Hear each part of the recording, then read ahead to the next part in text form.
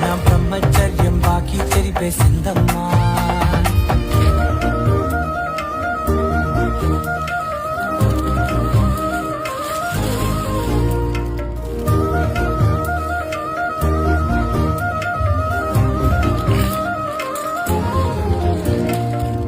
ఏకాంతాలన్నీ ఏకాంతం లేక ఏకరువే పెట్టాయే ఏకంగా. సంతోషాలన్నీ సెలవన్నది లేక మనతోనే కొలువయ్యే మొత్తంగా. స్వాగతాలు లేని ఒంట్లో ఉండలేక విరహం